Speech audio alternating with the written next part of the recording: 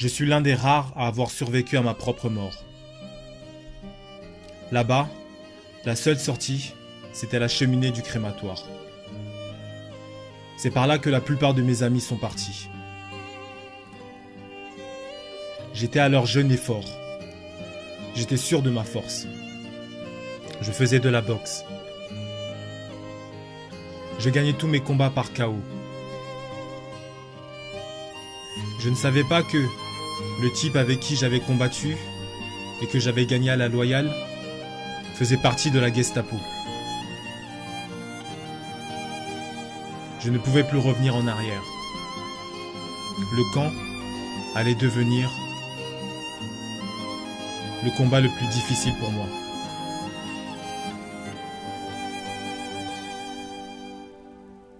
Je suis l'un des rares à avoir survécu à ma propre mort.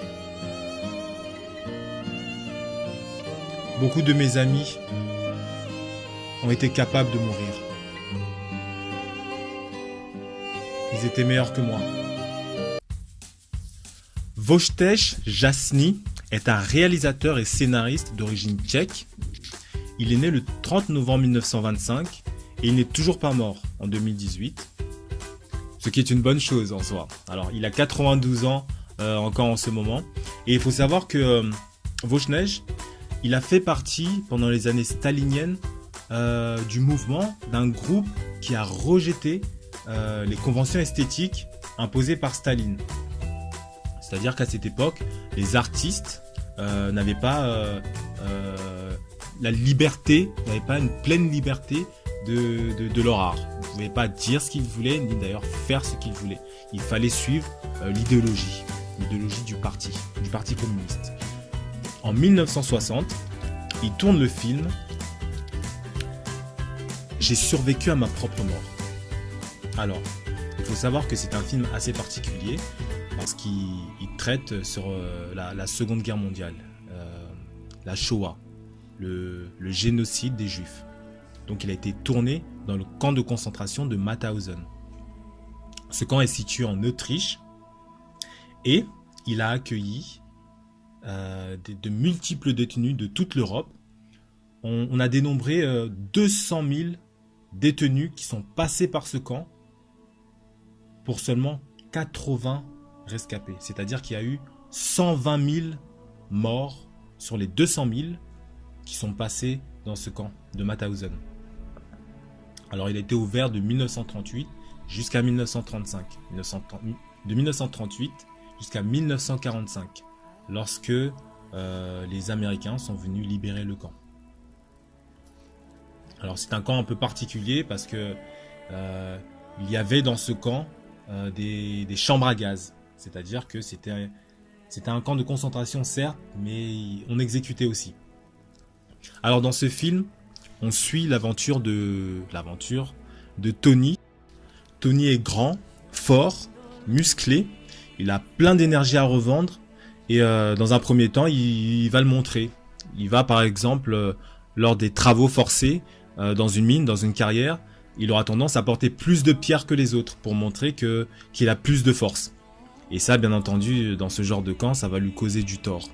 Ce qui fait que 2-3 semaines plus tard, il sera vraiment à bout de force parce que les nazis ont profité de cela pour lui faire porter plus de choses et lui faire endurer des choses inhumaines. Donc voilà. Alors, comment parler de ce camp de Mauthausen sans parler de toute cette violence, tous ces coups gratuits, toutes ces tortures à répétition qui rythment en fait le quotidien des détenus. C'est-à-dire que il se passe pas une journée sans qu'il y ait de morts.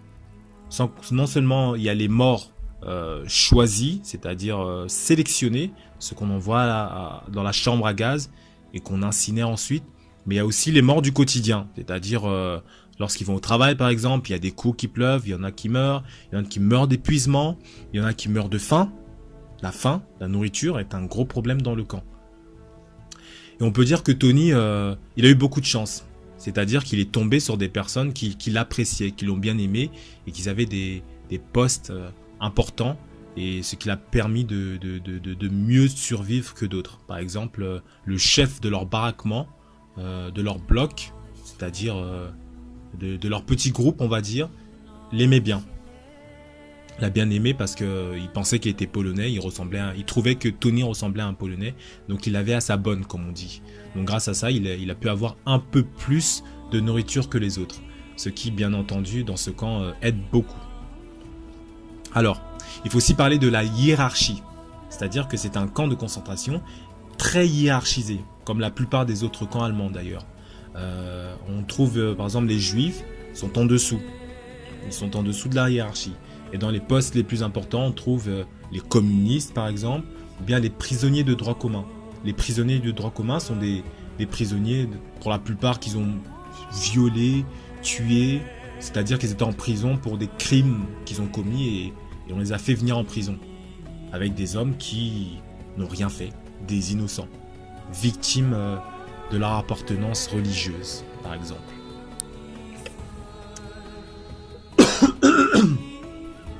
Il y a aussi beaucoup d'entraide dans le camp, ça faut le rappeler.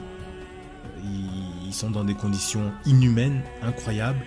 C'est très difficile pour eux. À tout moment, ils peuvent mourir. Ils ne savent pas à quel moment ils peuvent mourir, mais à tout moment, ils peuvent mourir. Et pourtant, on dénote quand même beaucoup d'entraide. Et le film le montre très bien. C'est-à-dire que on va donner un petit bout de pain à celui qui est sur le point de mourir. On va l'aider. On va essayer de lui parler. On va risquer sa vie pour aller voler de la viande qui était quelque chose de très rare, quasiment inexistant d'ailleurs. On va essayer de voler pour aller donner à l'autre. Voler, lorsqu'on vole dans ce genre de camp, c'est la mort directe. C'est la mort. Donc on était prêt à risquer sa vie pour aider les autres. Et c'est très intéressant car le film met bien en évidence le fait que même dans cet enfer qui était le camp de Mauthausen, eh ben, il y avait des gens qui s'entraidaient, qui étaient là pour les autres, pour les plus faibles. Alors, il y a un fait très intéressant qui se passe dans le film, c'est-à-dire que dans ce camp où règne la mort, où plane la mort à tout moment, à tout instant, eh ben, on va construire un ring. C'est-à-dire qu'en plein milieu du camp, on va construire un ring de boxe. Et les détenus vont pouvoir boxer, avoir... je sais pas, ça me paraît tellement incroyable et improbable que je sais pas comment il faut le prendre en fait. Est-ce que les nazis, les SS, se sont dit qu'on va faire plaisir, on va offrir un moment de détente aux prisonniers en leur offrant ce ring de boxe? Je ne sais pas. D'ailleurs, je n'ai toujours pas compris. Mais dans le film, on voit très bien qu'il y a certains détenus qui se méfient de cette chose. Ça peut être un truc pervers pour les SS. Par exemple, on pourrait croire que ceux qui perdent, eh ben, on les tue. Ou bien quelque chose comme ça. Mais en tout cas, il faut se méfier de ce genre de choses. C'était assez bizarre. Donc, Tony, il boxe. C'est un ancien boxeur. Donc, il gagne tout le monde. Il gagne tout le monde. Il se fait une réputation dans le camp. Et il a même... il monte en grade. C'est-à-dire qu'il devient secrétaire, par exemple. Il monte en grade et donc ça va un peu mieux pour lui. Et il a donc...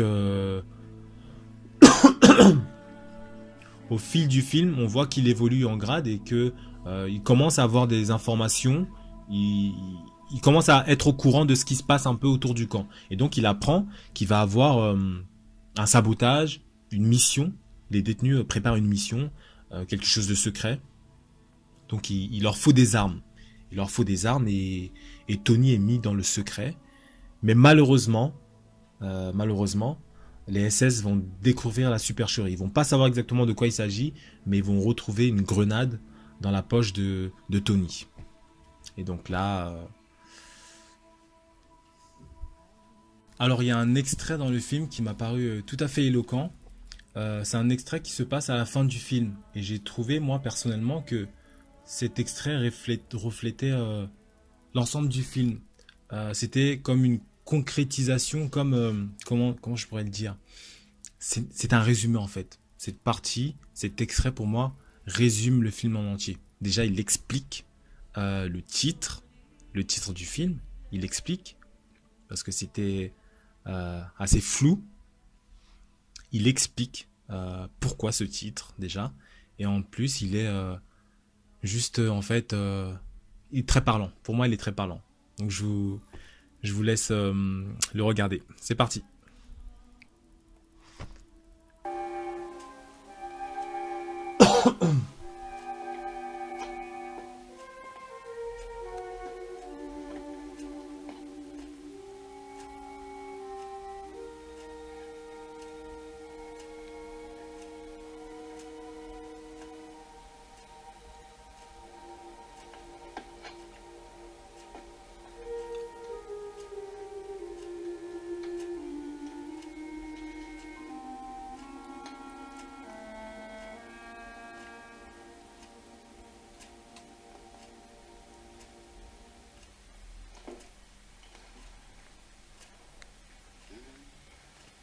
Tak abys věděl, dneska si umřel.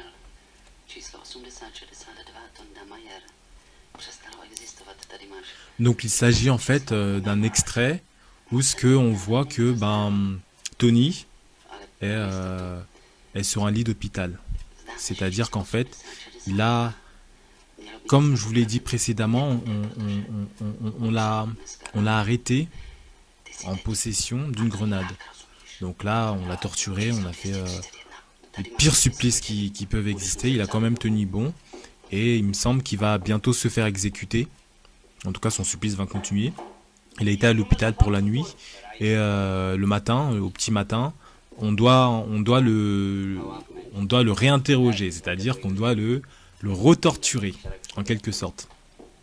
Et il y a ce fabuleux médecin qui en fait change, qui prend le numéro d'un détenu qui est mort lui et le troque, le change contre celui de Tony. Ce qui fait que ce qui va faire que Tony sera déclaré comme mort. Tony est mort et il renaît sous une nouvelle identité. En changeant les numéros, en quelque sorte, il tue l'ancien Tony, mais il fait renaître un nouveau Tony. C'est-à-dire que c'est assez, je trouve assez paradoxal et assez beau aussi en même temps. Il lui sauve la vie en fait, il sauve la vie de Tony. C'est exactement ça.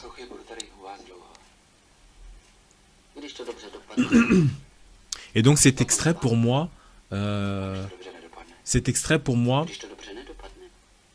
résume tout à fait le film parce que le titre du film c'est quoi? C'est Je suis mort, c'est J'ai survécu à ma propre mort. C'est ça le titre du film. Alors j'ai survécu à ma propre mort, oui parce qu'il a survécu au camp.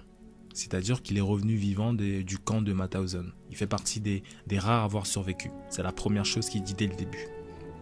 Donc, d'une certaine façon, vu que le camp de Mauthausen, comme tous les camps de la mort des nazis, sont une sorte d'enfer. Et si tu survis à l'enfer, on peut dire d'une certaine façon que tu as survécu à ta propre mort. On pourrait le voir d'une certaine façon, ce serait une première grille de lecture. C'est-à-dire, dès le début, on se dit, Tony a survécu au camp de Mauthausen, donc il a survécu à sa propre mort, lorsqu'on sait ce qui se passe dans ce genre de camp. Mais ça va plus loin que ça en fait. C'est-à-dire que Tony a commis des actes passibles de la peine de mort dans ce camp. Et malgré ça, il a survécu à la peine de mort. Le médecin, en troquant le numéro de Tony contre celui d'un autre détenu qui lui était bel et bien mort, sauve la vie de Tony, lui donne une nouvelle identité, un nouveau numéro et sauve la vie de Tony tout simplement. Et ça je trouve vraiment très beau. Je voulais que l'on parle ensemble, que l'on voie l'aspect esthétique du film.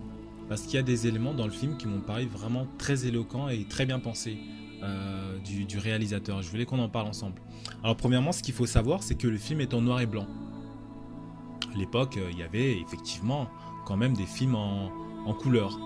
Mais le réalisateur a choisi délibérément de faire le film en noir et blanc. Et c'est pour moi une bonne chose parce que déjà ce qu'il faut savoir c'est que même si le film aurait été tourné en couleur, il faut savoir que la plupart des choses, des personnages, des maisons, des objets, des uniformes, ils sont soit en noir soit en blanc. Par exemple, les SS, leur ensemble, il est noir. Les détenus, ils ont des tenues rayées, en noir et blanc. Qui d'autre? Ceux qui ont un grade un peu plus important, par exemple les capots, ils ont des tenues, ou les secrétaires, ils ont des tenues tout en noir. Donc le noir et le blanc est une couleur déjà prédominante dans ce film, de telle sorte que même s'il aurait été tourné en couleur, eh ben, le noir et blanc aurait été aussi très présent. Donc il lui a paru, je suppose, plus qu'évident de tourner le film en noir et blanc. Et puis en plus, le noir et blanc, ce qu'il faut savoir, c'est qu'il y a des gros plans dans le film. Il y a souvent des gros plans de visage. Et le noir et blanc permet comment dire, d'expliciter les traits du visage des détenus. Ils sont maigres pour la plupart, donc ça trace encore plus les traits du visage des détenus. Leur expression de visage sont encore plus marquées par le noir et blanc et par les gros plans qu'introduit le réalisateur dans le film. Et un fait très important aussi, le film a été tourné dans le camp même, dans le camp de Mauthausen. Et ça, je pense que c'est historiquement, c'est fort. C'est fort de repartir en arrière et tourner le film dans le lieu même où s'est passée cette tragédie qu'a été la Shoah.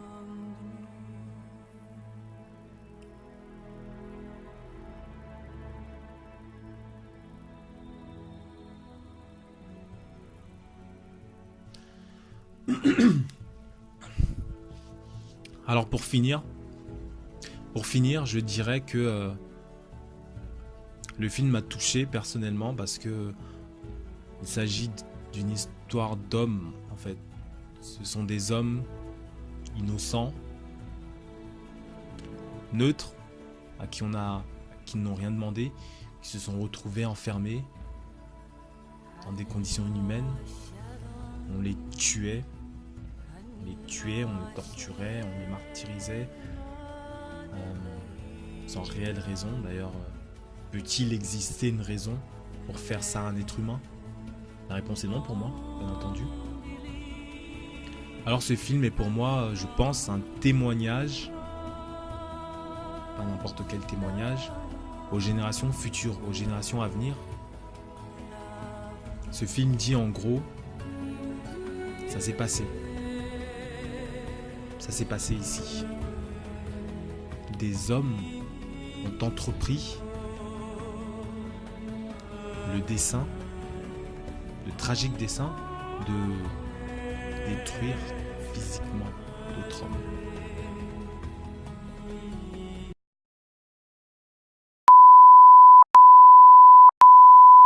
Coupé.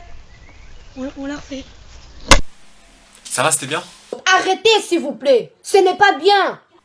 Ouais, je m'en fous, ta gueule. Ouais.